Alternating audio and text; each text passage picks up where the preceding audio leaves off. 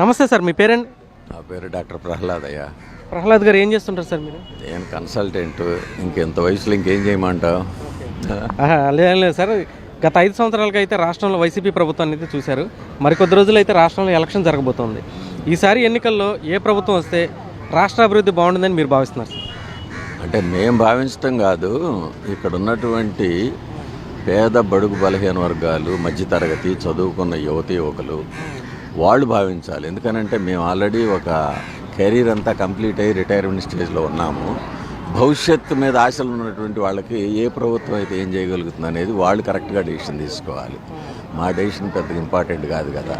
ఇవాళ 20% పైన కొత్త జనరేషన్ వస్తున్నారు.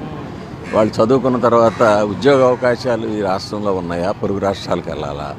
ఈ రాష్ట్రంలో ఉంటే బాగుంది, లేకపోతే ఎందుకు లేవు? ఇతర రాష్ట్రాలతో పోలిస్తే మన రాష్ట్రం పరిస్థితి ఎలా ఉంది? ఉపాధి అవకాశాలు ఉన్నాయా?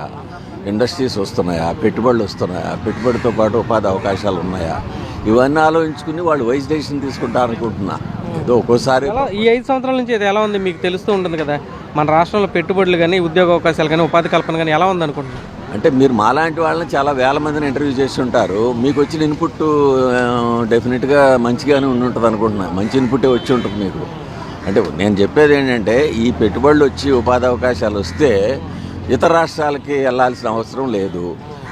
ఈ హెచ్పిసిఎల్ వాళ్ళు ఇచ్చినటువంటి అఫీషియల్ లెక్కల ప్రకారం గత 4.5 సంవత్సరాలుగా 3 లక్షల కనెక్షన్స్ హైదరాబాద్ షిఫ్ట్ అయినాయని వాళ్ళు ఇచ్చారు. అంటే ఏంటి, 3 లక్షల కుటుంబాలు ఇక్కడ నుంచి అక్కడికి షిఫ్ట్ అయినట్టే కదా. ఎక్కడి నుంచైనా ఇక్కడికి జనం వస్తే ఇక్కడ అభివృద్ధి చెందినట్టు. మన దగ్గర నుంచి వలస వెళ్తే ఏంటి అంటే, ఇక్కడికన్నా వేరే ప్రాంతం బాగున్నట్టే కదా. అంటే దాని అర్థం ఏంటంటే 5 లక్షల మంది ఇక్కడ నుంచి గత 4 ఏళ్లలో మైగ్రేట్ అయ్యారు. అంటే దాని అర్థం ఇక్కడ ఉపాధి అవకాశాలు సరిగ్గా లేవనే కదా. అందుకని డెఫినెట్గా ఉపాధి అవకాశాల కోసం ఎవరైనా ఎక్కడికైనా వెళతారు. అట్లాంటి వెళ్లకుండా ఉండాలంటే ఇక్కడ ఉపాధి అవకాశాలు పెరగాలి, చదువుకున్న యువతకు అవకాశాలు ఉండాలి. అది ఇక్కడ గ్లోబల్ సమ్మిట్ జరిగి 13 లక్షల కోట్ల రూపాయలు పెట్టుబడులు తీసుకొచ్చామని ఈ ప్రభుత్వం చెప్పింది. మరి ఈ విశాఖపట్నం ప్రాంతంలో కొత్తగా ఏమైనా బిజినెస్లు స్టార్ట్ అవడం కానీ, కంపెనీస్ రావడం కానీ, ఉద్యోగ కల్పన కానీ జరిగిందంటారా మీ దృష్టిలో? అదే నేను చెప్పేది. అఫీషియల్గా నా అంచనా వేరమ్మా. ఇప్పుడు 4 లక్షల మంది మైగ్రేట్ అయ్యారని అంటే ఉపాధి అవకాశాలు పెరిగితే మైగ్రేట్ కారు కదా. మైగ్రేట్ అవుతున్నారు అని అంటే ఇక్కడ ఉపాధి అవకాశాలు లేనట్టేగా. దాని ఇండికేషన్ అదే కదా. మరి 13 లక్షల కోట్లు ఏమైపోయినాయో మాకు తెలియదు. నిజంగా వచ్చుంటే మన కంటికి కనపడాలి కదా. ఇక్కడ ఐటీ రంగంలో ఏమన్నా పెరిగిందా? టూరిజం రంగంలో ఎంప్లాయ్మెంట్ ఉందా? ఇప్పుడు ఇక్కడ లులు మాల్ కడతారని అనుకున్నారు, అది కట్టలేదు. దాదాపు ఒక 20,000 మందికి ఎంప్లాయ్మెంట్ అని అన్నారు. ఇట్లాంటివన్నీ ఉండుంటే డెఫినెట్గా యువతకు పనికొచ్చేది. మరి యువతకు అట్లాంటి అవకాశాలు లేకనే కదా బెంగళూరు వెళ్తున్నారు, చెన్నై వెళ్తున్నారు, హైదరాబాద్ వెళ్తున్నారు. అది నేను అనేది. సార్, ఇక్కడ విశాఖపట్నంలో గత 5 ఏళ్లలో జరిగిన ప్రకృతి విధ్వంసం మీద మీ అభిప్రాయం అండి? లైక్ ఇప్పుడు ఋషికొండకి గుండు కొట్టేశారు. యాక్చువల్గా హుదూద్ లాంటి తుఫాన్లు ఆపే ఇది వాటికి ఉంటుంది. సో వాటిని కూడా ధ్వంసం చేశారు. ఎర్రమట్టి దెబ్బలు ఇటువంటి ధ్వంసం అయినాయి అని చెప్పేసి చాలామంది అంటున్నారు. మీ దృష్టిలో ఏమంటారు?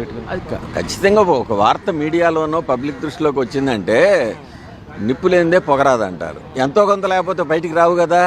మరి మీరే అంటున్నారు ఋషికొండ గుండు కొట్టారని. తెల్లారైతే మేము ఇదే పదం వింటున్నాం, ఋషికొండ గుండు కొట్టారని. మరి ఎన్నో సంవత్సరాలు, వేల సంవత్సరాలు బట్టి ప్రకృతిని కాపాడుకుంటూ, ప్రకృతి విపత్తులను కాపాడుకుంటే అట్టాటి వాటిని కూడా విధ్వంసం చేస్తే ప్రకృతి కూడా డెఫినెట్గా మనలాంటి వాళ్ళ మీద ఇబ్బంది పెడుతుంది అనమాట. సో డెఫినెట్లీ ఈ ప్రభుత్వం మీద మెజారిటీ వర్గాలకి ఏమో మనకు ఉపాధి అవకాశాలు లేవని అభిప్రాయం అయితే 100% వచ్చిన మాట వాస్తవం.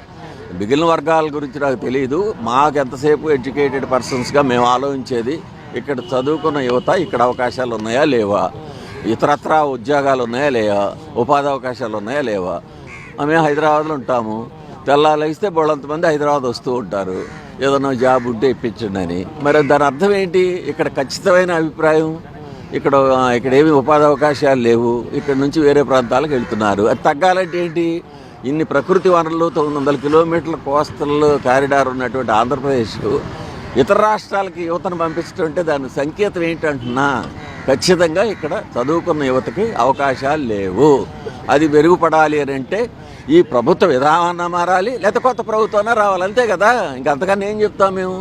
అభివృద్ధి సంక్షేమం అనేది 2 కళ్ళలాగా ఉండాలి సార్. ఈ ప్రభుత్వంలో మెయిన్గా చెప్తుంది ఏంటంటే, మేము సంక్షేమ పథకాలు ఇస్తున్నాం, 90% పథకాలనే అమలు చేసామని అంటున్నారు. మీ దృష్టిలో దీని గురించి అసలు ఏంటి? అసలు సంక్షేమం అనేది ఇవాళ పుట్టింది కాదు. 1971లో ఇందిరాగాంధీ గారు మొదలెట్టారు, 83లో ఎన్టీ రామారావు మొదలెట్టారు. ఆ సంక్షేమం అనే దాన్ని ఆ రోజుల్లో 30 రూపాయలు ఉంటే వాళ్ళు 3,000 రూపాయలతో సమానం. 40 సంవత్సరాల నాడు 100 రూపాయలు కాగితం ఉంటే ఏంటి, ఇవాళ వాళ్ళు లక్షాధికారి కింద లెక్క. అంటే సంక్షేమం ఈ ప్రభుత్వం కానీ ఏ ప్రభుత్వం కానీ పుట్టించలా. 50 సంవత్సరాల బట్టి బడుగు బలహీన వర్గాలకి సంక్షేమం అందిస్తూనే అన్ని ప్రభుత్వాలు, కేంద్ర రాష్ట్ర ప్రభుత్వాలు చేస్తూనే ఉన్నాయి. ఎందుకంటే మనం బేసికల్గా సంక్షేమ రాష్ట్రం. అందుకని సంక్షేమం అనేది ఈయన కొత్తగా చేసింది కాదు, అందరూ చేస్తూ వచ్చారు, దానికి కొనసాగింపు నెంబర్ 1. అయితే ఇప్పుడు మీరే చెప్పారు సంక్షేమం అభివృద్ధి 2 కాళ్ళ మీద నడిపెట్టాలి. ఇప్పుడు నేను ఇంతకు ముందుకు మాట్లాడింది అభివృద్ధి గురించి. అభివృద్ధి జీరో అనేది చెప్తున్నారు. సంక్షేమం ఈయనే కనిపెట్టింది కాదు, అందరితో పాటు కొనసాగింపుగా చేసింది. ఇంక మరి గొప్పతనం ఏముంది? సంక్షేమం అని అంటే సంక్షేమం ఎవరికి? అవకాశం లేని వాడికి, మనం హెల్ప్ ఇస్తే చదువుకోగలిగిన వాడికి, హెల్ప్ ఇస్తే ఉపాధి అవకాశాలు పెరుగుకునే వాడికి సంక్షేమం పెట్టాలి. ఎవరు తప్పటో అది అందరూ చేస్తున్నారు. 50 ఏళ్ల బట్టి మన ఆంధ్ర రాష్ట్రంలో సంక్షేమం అవుతూనే ఉంది, అమలు అవుతూనే ఉంది. హెచ్చు తగ్గులు అంతే. ఆ రోజున్న మార్కెట్ ఇండెక్స్ ప్రకారం మొన్న 1000 రూపాయలు ఉంటే ఇవాళ 2000 అవుతుంది అంతే. అభివృద్ధి లేకపోతే సంక్షేమం ఉంటే పోద్దంటే అనేక రాష్ట్రాలు చూసాం, ఉత్తర కొరియా చూసాం, శ్రీలంక చూసాం. కేవలం సంక్షేమం మీదే ఆధారపడి, అంటే జనం మనం ఇస్తేనే తప్ప బతికేళ్ళ తీసుకోలేదు అనేటువంటి వాంఛ తప్పు. అభివృద్ధి అనేది లేకపోతే రాష్ట్రం అధోగతి పాలవుతుంది. That is my firm opinion. ఇంకా సార్ క్యాపిటల్ విషయంలో ఏంటి సార్? ఇప్పుడు గత ప్రభుత్వం ఒక చోట క్యాపిటల్ పెట్టింది, ఇప్పుడు అధికారంలో ఉన్నవాళ్ళు అప్పుడు ప్రతిపక్షంలో ఉన్నవాళ్ళు కూడా దానికి ఓకే చేశారు. ఈ రోజున 3 క్యాపిటల్స్ అన్నారు, మరి విశాఖపట్నాన్ని కూడా క్యాపిటల్ చేస్తూ ఉంటున్నారు. సో రాజధాని పైన అసలు మీ అభిప్రాయం సార్? ఈ 3 క్యాపిటల్స్ అనేది ఒక విఫల ప్రయోగం. మన రాష్ట్రంలోనే, దేశంలోనే కాకుండా ప్రపంచంలో ఎక్కడా కూడా ఇట్లాంటి వింతపోకళ్ళు లేవు కదా. ఎక్కడో ఒక దగ్గర అందరికీ ఆమోదయోగ్యమైన ప్లేస్లో క్యాపిటల్ అనేది పెట్టడం జరిగింది. క్యాపిటల్ అంటేనే అభివృద్ధి కాదు కదా. క్యాపిటల్తో పాటు మిగిలిన ప్రాంతాలను అభివృద్ధి చేయడం అనేది ప్రభుత్వ యొక్క విధానాలు ఉండాలి. క్యాపిటల్ ఉంటేనే అభివృద్ధి అవుద్ది అనేది చాలా తప్పు అభిప్రాయం. క్యాపిటల్తో పాటు అక్కడ ఉన్నటువంటి ప్రకృతి వనరులు ఎలా ఉపయోగించుకోవాలి, ఆ ప్రాంతానికి ఉన్నటువంటి వనరులు ఏ రకంగా ఉపాధి అవకాశాలుగా మలుచుకోవాలనేది ప్రభుత్వ విధానం ఉండాలి. అంతేగాని క్యాపిటల్ ఇక్కడ ఉంటే ఇక్కడ అభివృద్ధి అంటే మరి మిగిలిన ప్రాంతం అభివృద్ధి కావద్దా? అంతే కదా. క్యాపిటల్ అనేది ఒక పరిపాలనా సౌలభ్యం కోసం పెట్టుకునేది క్యాపిటల్. దాని చుట్టుపక్కల ఖచ్చితంగా అభివృద్ధి అనేది ఉంటుంది. బట్ దానికి అదనంగా ఏ ప్రాంతంలో ఏ వనరులు ఉన్నాయి, ఏ ప్రకృతి వనరులు ఉన్నాయి, ఏ మానవ వనరులు ఉన్నాయి, వాటిని అనుసంధానం చేసుకుని ఆ ప్రాంతానికి తగినటువంటి ఉపాధి కల్పన కల్పిస్తే ఆ ప్రాంతం యొక్క యువతకి ఉపాధి అవకాశాలు ఉంటాయి. అంతేగాని ఈ 3 క్యాపిటల్స్ 30 క్యాపిటల్స్ అనేది ప్రపంచవ్యాప్తంగానే విఫల ప్రయోగం. క్యాపిటల్ అనేది ఎప్పుడు కూడా central point, focal point, administrative పర్పస్కి, అంతేగాని దానికి అభివృద్ధికి సంబంధం లేదు. అమెరికా లాంటి దేశాల్లో ఎన్నో రాష్ట్రాలు ఉన్నాయి. క్యాపిటల్ ఒక చోట ఉంటుంది, ఫైనాన్షియల్ క్యాపిటల్ మరొక చోట ఉంటుంది. అలాంటి అనుభవాలు మనకు ఉన్నప్పుడు ఏదో క్యాపిటల్ని మేము 3 చోట్ల పెట్టామంటేనే అది తప్పుడు వాదం. అది సార్ యాక్చువల్గా విశాఖపట్నానికి ఇప్పుడు గతంలో ఈ ప్రభుత్వం ప్రామిస్ ఏంటంటే 25 మంది ఎంపీలు ఇచ్చే ప్రత్యేక హోదా అన్నారు, విశాఖపట్నానికి రైల్వే జోన్ అన్నారు. మరి ముఖ్యంగా ఈ విశాఖపట్నంలో స్టీల్ ప్లాంట్ ఏదైతే ఉంది, ఈ ప్రభుత్వంలో ప్రైవేటీకరణకు కూడా వెళ్ళిపోయినటువంటి పరిస్థితి.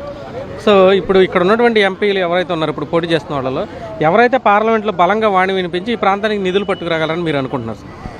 అది మనం కేటగరైజ్ చేయలేము. ఏ ప్రభుత్వం అయినా ఆ ఎంపీల యొక్క శక్తి సామర్థ్యాల మీద కేంద్ర ప్రభుత్వం నుంచి మనకు నిధులు రాబట్టే విషయంలో వాళ్ళ రోల్ ఉంటుంది. మరి వీళ్ళు గత 4.5 సంవత్సరాలు బట్టి మీరు చెప్పిన స్టీల్ ప్లాంట్ విషయం కానివ్వండి, రైల్వే జోన్ విషయం కానివ్వండి, ఇలాంటివేవి కూడా ఇప్పుడు ప్రస్తుతం ప్రాతినిధ్యం వహిస్తున్నటువంటి ఎంపీలు అంత ప్రభావవంతంగా కేంద్ర ప్రభుత్వం మీద ప్రభావం చూపించలేకపోయారనేది అయితే స్పష్టత వస్తుంది. అంటే మరి డెఫినెట్గా ప్రజలు ఆ అభిప్రాయానికి వచ్చినప్పుడు ఏంటి, ఈ ఎంపీ సరిగ్గా లేకపోతే ఇంకో ఎంపీని ఎన్నుకుంటారు. మన కళ్ళగట్టినట్టు గత 4.5 సంవత్సరాల్లో కేంద్ర ప్రభుత్వం నుంచి వచ్చినటువంటి వాళ్ళు ఇచ్చే నిధులే కాకుండా మన రాష్ట్రానికి రావాల్సిన అదనపు నిధులు తీసుకొచ్చిన సంఘటనలు ఎక్కడా కనపట్టలేదు. లేదంటే దాని ఉద్దేశం ఏంటి, డెఫినెట్గా వీళ్ళ పెర్ఫార్మెన్స్ ఇండెక్స్ సరిగా లేదనేదే కదా. Public will take decision. Sir విశాఖపట్నంలో డ్రగ్స్ దొరకడం లేకపోతే గంజా ఇటువంటి ఎక్కువని అంటున్నారు. ఇప్పుడు రీసెంట్గా కంటైనర్స్ కూడా పట్టుకున్నాం అంటున్నారు. సో విశాఖపట్నం ఈ 5 సంవత్సరాలు ఎలా ఉంది సార్ పరిస్థితి ఇక్కడ? విశాఖపట్నం అనేది దేశంలో ఇతర ప్రాంతాల్లో ఉండేటటువంటి వాళ్ళని కూడా ఆకర్షించేటటువంటి అద్భుతమైన ప్రశాంతమైన సిటీ. ఇంతసేపు మాట్లాడాను కదా, నాకు 45-50 సంవత్సరాల బట్టి విశాఖతో అనుబంధం ఉంది. కానీ నేను ఉండేది స్థిర నివాసం హైదరాబాద్ అమ్మ. నెలకోసారి వచ్చి 1 వారం రోజులు ఉండిపోతా. అంటే దేశంలో ఏ ప్రాంతంలో ఉన్నటువంటి వాళ్ళైనా ఇక్కడికి వచ్చి ప్రశాంతంగా గడుపుదాం అనుకునే వాళ్ళకి ఒక ప్యారడైజ్ లాంటిది వైజాగ్.